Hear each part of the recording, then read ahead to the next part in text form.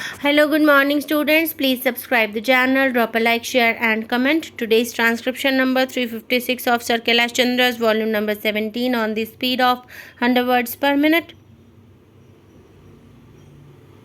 Start. Sir, even though the bill comes to this house for the first time, I had touched upon this subject in my budget speech in May last, and its principles figured prominently in the course of the general discussion on the budget. The two booklets explaining generally the new taxation proposals have also been circulated to the honorable members of this House. The House will, therefore, agree with me that it is unnecessary to cover the same ground in detail again in my introductory speech, especially as the various provisions will come up for detailed consideration later on. I will confine myself only to the changes that have been made in the original provisions of the bill in the course of its passage in the other House. At the outset, I should say that the broad principles of a tax on wealth have received warm support not only in the other House but also from a large section of the public, though there was criticism over some particular provisions also. I had re examined the original provisions in the light of the criticisms and also representations received from various quarters, and such re examination has only strengthened the justification for the tax. Sir, a tax on wealth is new to this country, but it is not new to the world.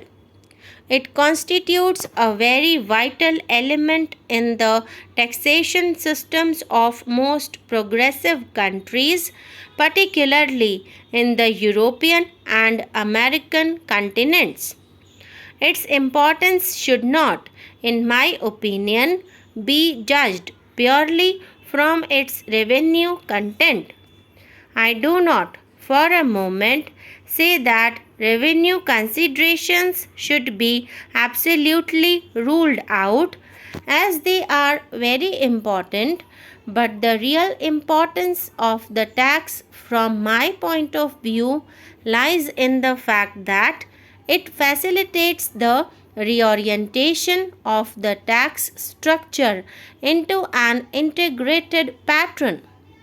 It is not only a welcome supplement to income tax but also a corrective to it, by which certain objectives of tax policy which cannot be achieved through income tax alone can be achieved through the combined operation of all the new taxes.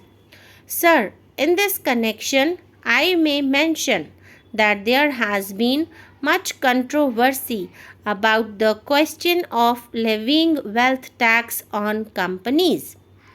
The Lok Sabha went very carefully into this matter and came to the conclusion that having regard to the corporate structure in India, it is possible to exclude companies as such from the levy. As the House is aware, every individual, Hindu undivided family, and joint stock company will be liable to pay wealth tax.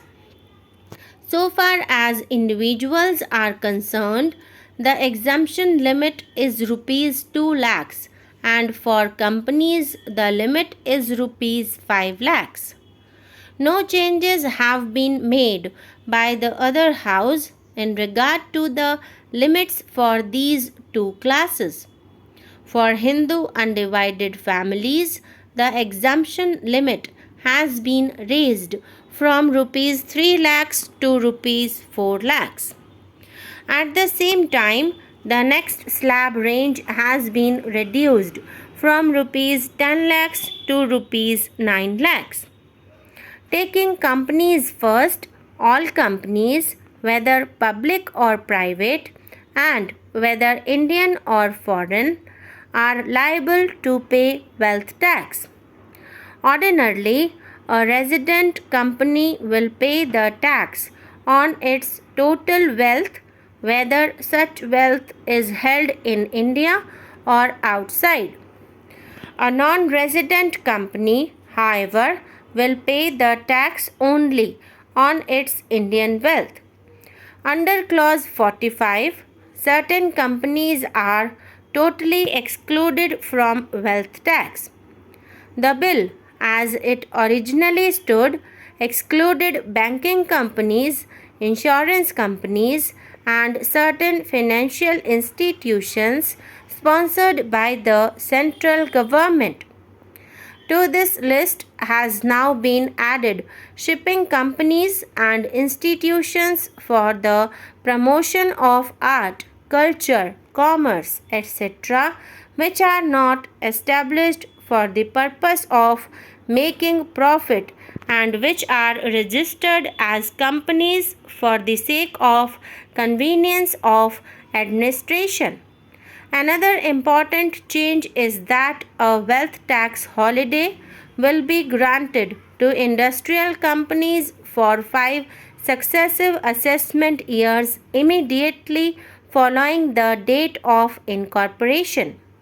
This concession has been provided not only as an incentive for promotion of new industrial enterprises but also with a view to avoiding any financial difficulty to such companies in the initial stages of their organization. The wealth tax holiday will also be extended to new industrial units of existing companies which are created by way of substantial expansion of the existing undertakings. As a corollary to the wealth tax holiday for new industrial companies, shareholders in such companies will also be similarly dealt with on the value of their shares for a like period of successive assessment years in which the companies themselves will be enjoying the wealth tax holiday. I may point out to you that because of the attitude of the mill owners of sugar factories of Bihar and Uttar Pradesh, there is an increasing demand among the peasants of these states that these sugar factories should be taken over by the government and run as public enterprises. As pointed out by our friend, even under the existing law, it is possible for the government to do so if the government so desires.